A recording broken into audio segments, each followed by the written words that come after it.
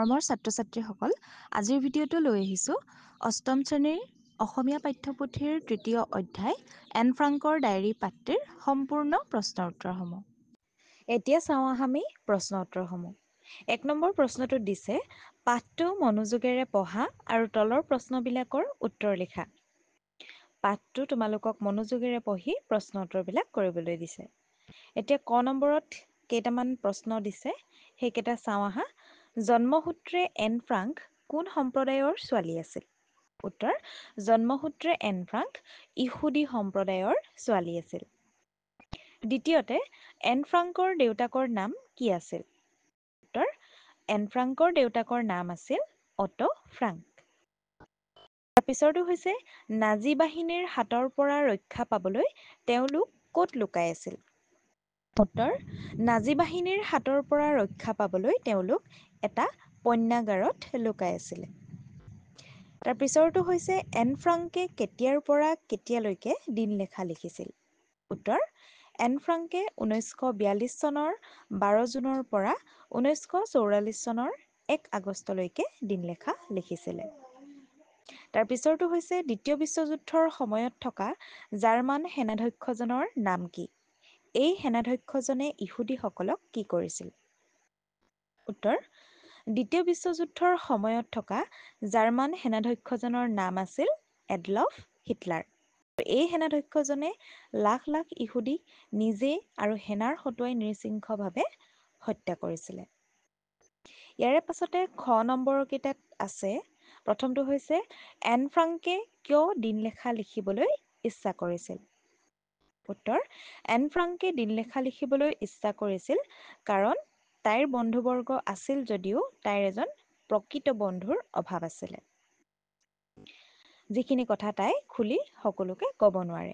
সেয়েহে ডায়েৰীখনকে বন্ধু বুলি ভাবি তাইৰ অন্তৰৰ সকলো কথা হিয়া উজাৰি তাতেই লিখিছিলে।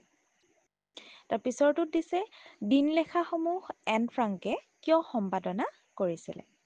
উত্তৰ: দিনলেখাসমূহ এন ফ্ৰাংকে সম্পাদনা কৰিবলৈ ইচ্ছা কৰিছিল কাৰণ ভৱিষ্যতে কোনোবাই এজনী 13 বছৰীয়া ছোৱালীৰ মনৰ কথা জানিবলৈ ইচ্ছা কৰিব পাৰে। সেইবাবে এন ফ্ৰাংকে দিনলেখাসমূহ সম্পাদনা কৰিছিল। ভৱিষ্যতে নতুন প্ৰজন্মই যাতে তেওঁলোকৰ সময়ত ঘটা কথাবোৰ আৰু সেই সময়ত হোৱা মনৰ ভাৱৰ কথা তাইৰ দিনলেখাখনৰ পৰাই জানিব পাৰে। তাৰ পিছৰটো হৈছে অটো ফ্ৰাংকে পৰিয়ালসহ কিয় পণ্যাগাৰত আত্মগোপন কৰিছিল?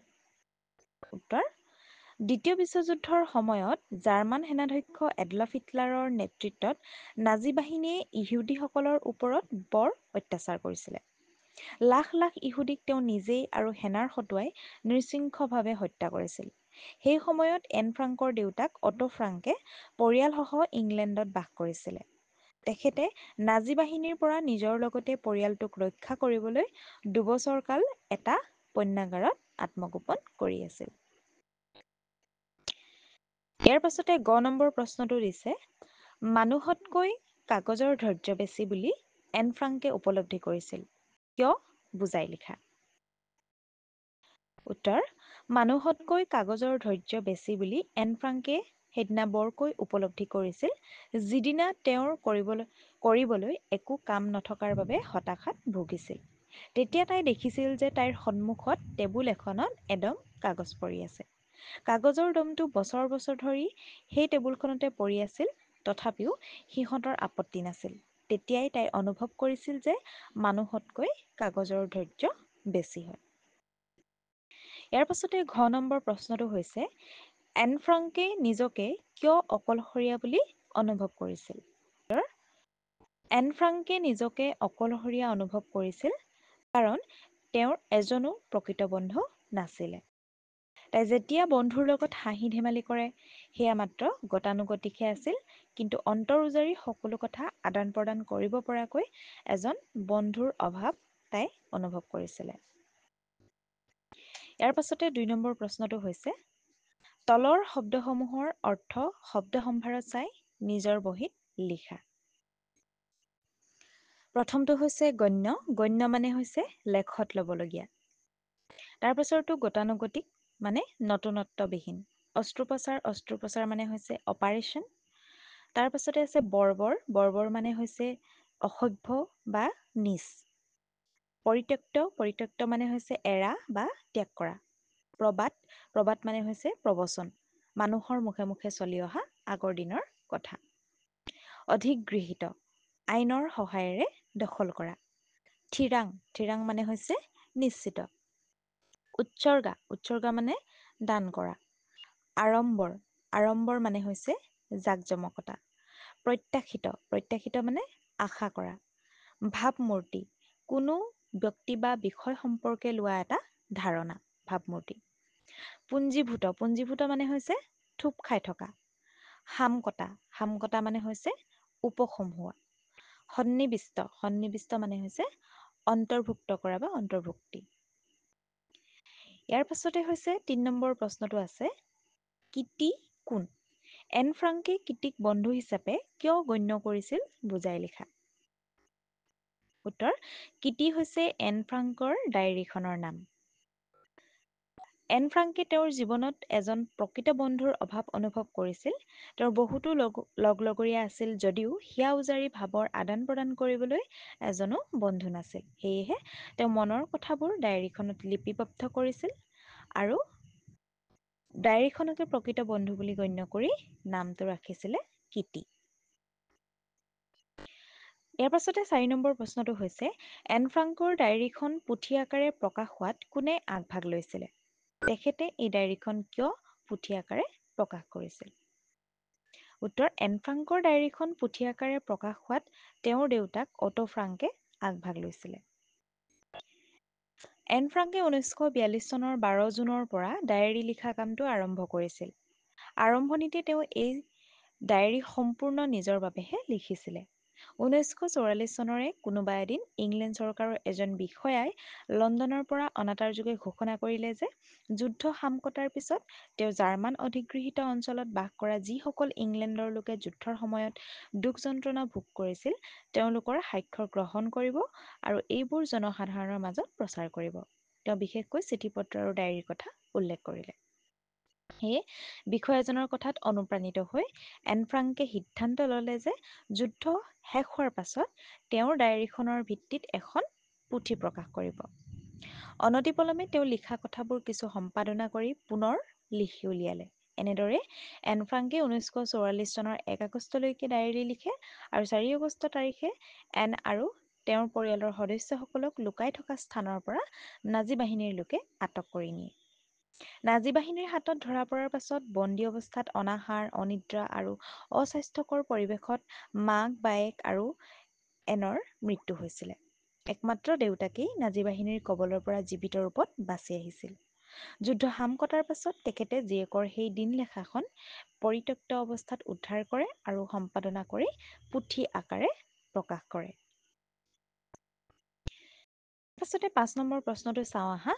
এন ফ্ৰাংক আৰু আইতাকৰ সম্বন্ধ কেনে আছিলে? আইতাকৰ স্মৃতিৰ বাবে তেওঁ কি কৰিছিল? উত্তৰ, এন ফ্ৰাংক আৰু আইতাকৰ সম্বন্ধ খুব মধুৰ আছিল। তেওঁ আইতাকক খুব ভাল পাইছিলে। আৰু আইতাকৰ স্মৃতিৰ বাবে তেওঁ নিজৰ জন্মদিনত জ্বলোৱা মমবাতিবোৰৰ লগতে আইতাকৰ বাবেও এডাল মমবাতি জ্বলাইছিলে। ইয়াৰ পাছতে ৬ নম্বৰ প্ৰশ্নটো চাওঁ আহা। পাঠটো পঢ়ি এন ফ্ৰাংকৰ সেই সময়ত হোৱা মনৰ ভাৱৰ বিষয়ে লিখা। পাঠটো পঢ়ি সেই সময়ত এজনী ১৩ বছৰীয়া ছোৱালীৰ মনৰ কথা বুজিব পৰা যায় আৰু তাই সৰু কালতে ইমানবোৰ দুখ কষ্টৰ মাজেৰে পাৰ হ'ব লগা হৈছিলে। ইয়াৰ পাছতে খ অংশত ভাষা অধ্যয়নসমূহ আছে তোমালোকৰ ব্যৱহাৰিক ব্যাকৰণ। ইয়াৰে ৭ নম্বৰ প্ৰশ্নটোত দিছে, পাঠটোত অধি, অনু, প্ৰতি এইকেইটা উপসৰ্গ যোগ হৈ হোৱা শব্দকেইটা বিচাৰি উলিওৱা। আছিলে অধি যোগ গৃহীত, অধিগৃহীত, অনু যোগ প্ৰাণিত, অনুপ্ৰাণিত, প্ৰতি যোগ দিন, প্ৰতিদিন। ইয়াৰ পাছতে ৮ নম্বৰ প্ৰশ্নটো দিছে, তলৰ শব্দবোৰৰ বিপৰীত অৰ্থ বুজোৱা শব্দবোৰ লিখা। আমি এতিয়া বিপৰীত শব্দ লিখিব লাগে। প্ৰকাশৰ বিপৰীত শব্দ কি হ'ব? অপ্ৰকাশ। ভোগ হ'লে তাৰ বিপৰীত ত্যাগ বা দুৰ্ভোগ। সমাপ্ত হ'লে তাৰ বিপৰীত আৰম্ভণি বা অসমাপ্ত। আড়ম্বৰ হ'লে অনাড়ম্বৰ। ভাগ্য হ'লে দুৰ্ভাগ্য, ধৈৰ্যৰ বিপৰীত শব্দ হৈছে অধৈৰ্য। ইয়াৰ পাছতে 9 নম্বৰ প্ৰশ্নটোত দিছে তলৰ শব্দবোৰৰ প্ৰতিশব্দ লিখা। যন্ত্ৰণাৰ প্ৰতিশব্দ হৈছে যাতনা, কৰুণ হ'লে কাতৰ, কিশোৰীৰ প্ৰতিশব্দ হৈছে বালিকা, মৃত্যুৰ প্ৰতিশব্দ হৈছে মৰণ। ইয়াৰ পাছতে 10 নম্বৰ প্ৰশ্নটো চাওঁ আহা। তলৰ বাক্যবোৰ সৰল বাক্য, যৌগিক বাক্য আৰু জটিল বাক্য অনুসৰি শ্ৰেণী বিভাজন কৰা। দিছে যে মই আহিলো আৰু তেওঁ ঘৰলৈ গ'ল। এইটো কি বাক্য? যৌগিক বাক্য। তাৰ পিছৰটো হৈছে ভাল ল'ৰাৰ কাৰণেহে তেওঁ পুৰস্কাৰ পালে। এইটো হৈছে জটিল বাক্য। নেক্সটটো হৈছে বৰষুণ পৰিছে। এইটো এটা সৰল বাক্য। মই সদায় ভাত খাই স্কুললৈ যাওঁ। এইটো এটা সৰল বাক্য। একমাত্ৰ দেউতাকেই নাজী বাহিনীৰ কবলৰ পৰা জীৱিত ৰূপত বাচি আহিছিল। এইটো সৰল বাক্য। এন ফ্ৰাংকে 1942 চনৰ 12 জুনৰ পৰা ডায়েৰী লিখা কামটো আৰম্ভ কৰিছিল। এইটো সৰল বাক্য। এইবাৰ পিছে তেওঁ মৰমৰ কিটি বুলি সম্বোধন কৰি লেখা আৰম্ভ কৰিছিল আৰু শেষত তোমাৰ এন বুলি সমাপ্ত কৰিছিল। এইটো যৌগিক বাক্য। আৰু নেক্সটটো হৈছে জন্মদিনৰ মমবাতিৰ লগতে আইতাৰ স্মৃতিত এডাল মমবাতি জ্বলোৱা হ'ল। এইটো হৈছে জটিল বাক্য। তাৰ পাছতে 11 নম্বৰ প্ৰশ্নটো চাওঁ আহা। তলৰ বাক্যবোৰ তুলনামূলক বাক্যলৈ পৰিৱৰ্তন কৰা। দুটা আৰু বহুতৰ মাজত। তুলনামূলক বাক্যলৈ পৰিৱৰ্তন কৰিবলৈ কৈছে। প্ৰথমটো আছে সোণ উজ্জ্বল। এইটো আমি লিখিব পাৰোঁ সোণ ৰূপতকৈ উজ্জ্বল। আন সকলো ধাতুতকৈ সোণ উজ্জ্বল। এনেদৰে আমি দুটা বাক্য লিখিব পাৰোঁ। পুনৰ আন এটা বাক্য হৈছে মীনা মেধাৱী। ইয়াৰ হ'ব ৰীণাতকৈ মীনা মেধাৱী। নাইবা শ্ৰেণীৰ আটাইতকৈ মেধাৱী ছাত্ৰী হৈছে মীনা। এনেদৰেও লিখিব পাৰা। নেক্সটটো হৈছে অৰুণ ওখ। উত্তৰ হ'ব অৰুণ বলেনতকৈ ওখ নাইবা নৱম শ্ৰেণীৰ আটাইকেইটা ল'ৰাৰ ভিতৰতে অৰুণ ওখ।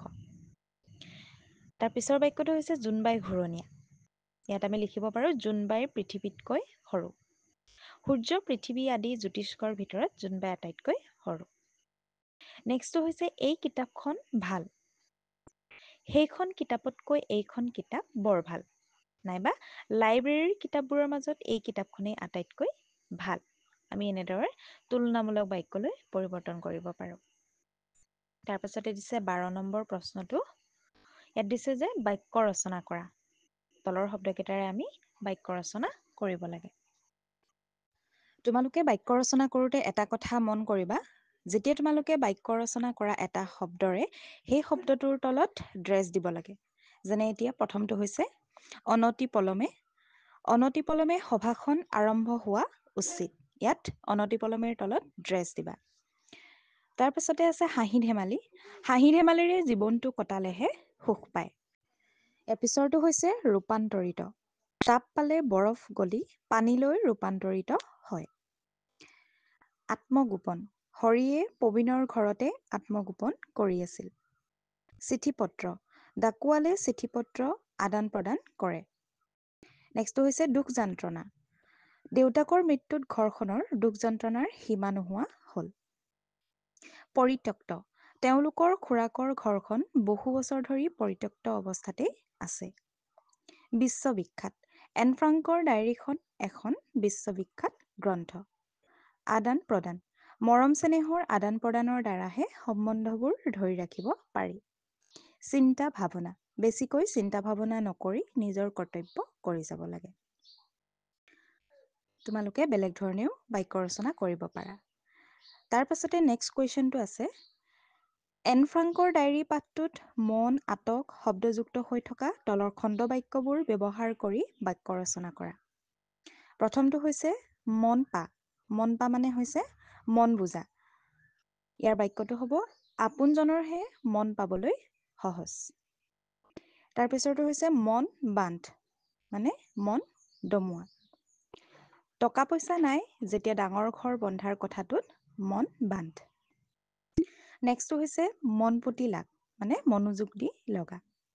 মন পুতি লাগিলেহে কামত সফল হ'ব পাৰি। তাৰপিছৰটো হৈছে মন মাৰ। বেয়া খবৰটো শুনি সি মন মাৰি বহি আছে। মন কৰ মানে ইচ্ছা কৰা। ভাল কামলৈ সদায় মন কৰিব লাগে। আটক কৰা মানে আবদ্ধ কৰা। পুলিচে চোৰটোক আটক কৰিলে। আটক ধুনীয়া মানে অসাধাৰণ ৰূপে ধুনীয়া। ঠাইখিনি বৰ আটক ধুনীয়াকৈ সজাই তুলিছে।